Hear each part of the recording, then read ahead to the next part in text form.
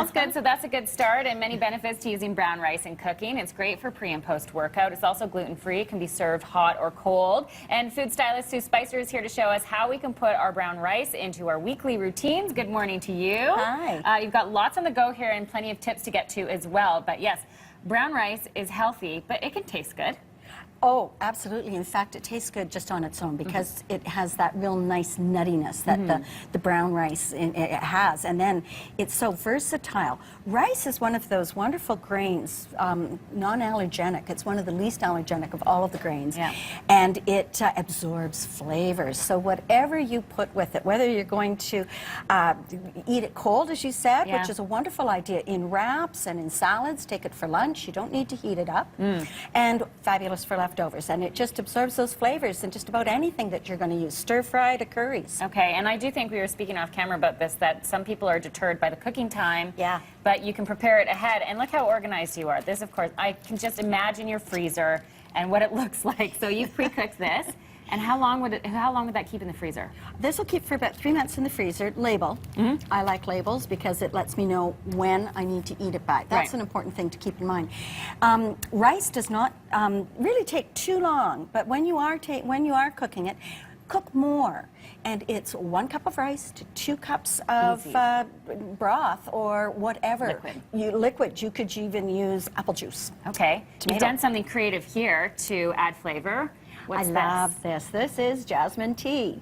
For those of us who adore jasmine rice, such as myself, water, 2 cups of water, cup of brown rice, throw in a couple of jasmine tea bags, and you've got gorgeous jasmine rice. Of course, it freezes beautifully, too. Oh, so you boil it with the tea bags right in there? Yeah. Hey. Hey. The other thing you can freeze are lemons. I didn't know this. I love frozen lemons because they just grate up beautifully. The rind and all. Okay. And it just, it happens in a flash because it's frozen. Yeah. You don't hurt your fingers.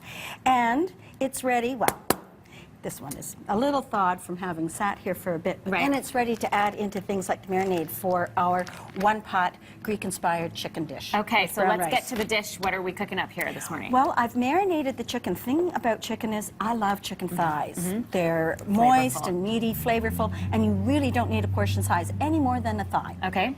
And we've marinated this just briefly. Chicken absorbs flavors beautifully, so garlic, olive oil, and grated lemon. Like half an hour, are we talking? Half an hour. That's it, okay. Half an hour. What's next? We're going to brown the chicken, which I've already done ahead of time. And then in the fat, I've put in some onions.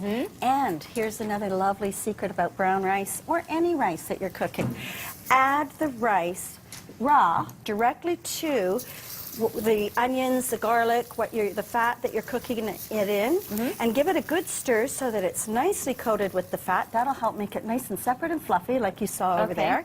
And toasty. Yes. Oh, the toasty flavor. It really adds the dimension to the dish. Are you using olive oil there, or do you go butter? I go canola oil. Oh, okay. Yes. Olive oil tends to burn a little bit at a higher temperature. Okay. Canola's perfect. And I'm adding half a cup of white wine and 1.5 cups of broth. You can add 2 cups of whatever liquid you want. Okay, beautiful. Let it, and it's just going to get warm there.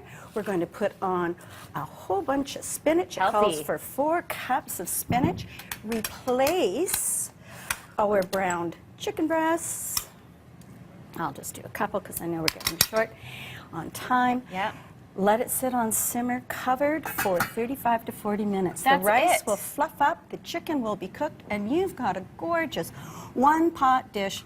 Easy peasy. Easy peasy, and being the stylist that you are, you've added some beautiful olives on there and a side of cheese.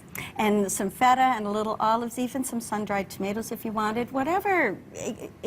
Rice is so versatile. It just tastes great with everything. Okay, delicious. Thank you so much, Sue, as always. And we're going to post that on our website, breakfasttelevision.ca. That brings us to 8:20. How's